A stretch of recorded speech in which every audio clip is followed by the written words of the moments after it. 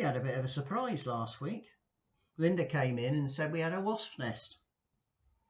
So I took a look at it and took a picture and got in touch with pest control, sent him the picture, and he phoned me back and said, that's not wasps, that's honeybees.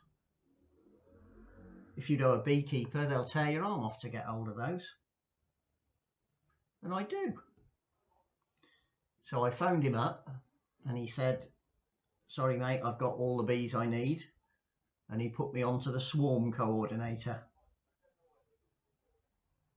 And within an hour, the swarm coordinator had got hold of a bloke called Robert, who's about half an hour's drive away, and he was on the phone to me saying he was coming down to pick him up.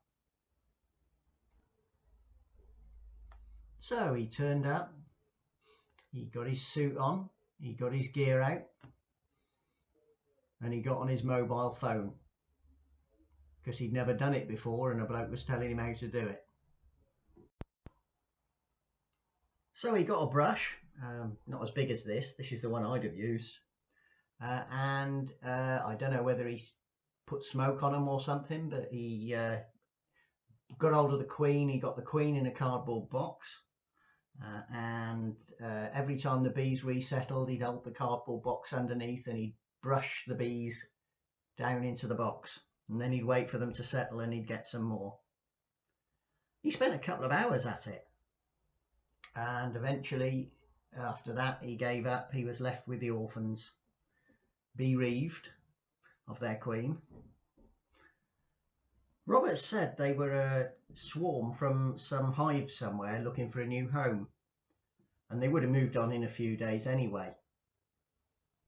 And now the queen was gone, the ones left behind, the ones that had been slow on the uptake, the bee team, would either go back to the origin of the hive, or they'd find a load of nectar and try and gate crash into another party.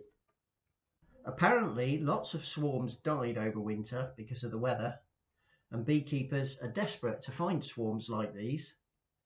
So we're delighted to have done our little bit for the environment and the honeybees.